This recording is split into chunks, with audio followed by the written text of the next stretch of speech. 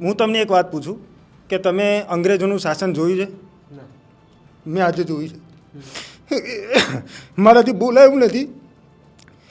આ બહેનોને રોડ ઉપર ઢસડીને લઈ જાય છે. કૂતરા અડકાયું કૂતરું થયું હોય ને સાહેબ, એની પર આમ ઝાડ નાખે અને ખેંચીને લઈ જાય. એવી પરિસ્થિતિ સાહેબ આ બહેનોની કરે. અમે અમારી માંગણી મૂકીએ છીએ અને જગ્યા ખાલી છે, એમને આપવામાં શું વાંધો? વિધાનસભામાં જેટલી સીટો છે કેમ એમાં 75% ખાલી નથી રાખતા? અમારી ખાલી રાખે છે, એમની ખાલી રાખો. અને હમણાં સાહેબે કીધું કે 60,000 કરોડ, સાહેબ 42,000 કરોડ ક્યાં વાપર્યા એનો હિસાબ નથી. હજી આ 60,000 કરોડ ક્યાં જશે ને એનો કોઈ હિસાબ નહીં મળે તમને, 100% નહીં મળે.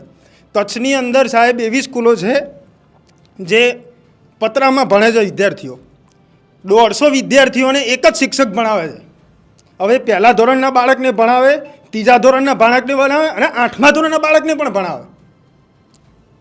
તો કઈ રીતે ભણાવતો છે શિક્ષક? અને જ્યારે શિક્ષક રજા ઉપર ઉતરે ત્યારે બાળકોનું કોણ? એવું પણ બને ને. આ શિક્ષક એ મનુષ્ય છે.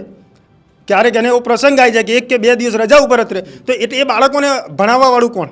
આ સાહેબે કીધું હમણાં કે 4,90,000 બાળકો અભણ રહી જશે. એટલે સરકાર એવું ઈચ્છે છે કે ભવિષ્યમાં અભણ બાળકો હોય અને શાસન અમે કરીએ.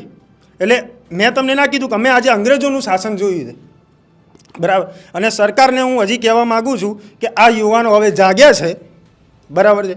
આ યુવાનોને તમે યોગ્ય નિર્ણય નહીં આપો ને તો આ યુવાન ટૂંક સમયમાં સત્તા પરિવર્તન કરાવી દેશે, બરાબર. હજી આ શરૂઆત છે. સરકાર સુધરી જાય અને યોગ્ય નિર્ણય આપે ને તો આ યુવાન, ગુજરાતનો જો દરેક યુવાન જાગી જશે ને સાહેબ તો સત્તાનું પરિવર્તન થઈ જશે. આ 100% નિશ્ચિત છે અને આ ટૂંક સમયમાં જ થશે.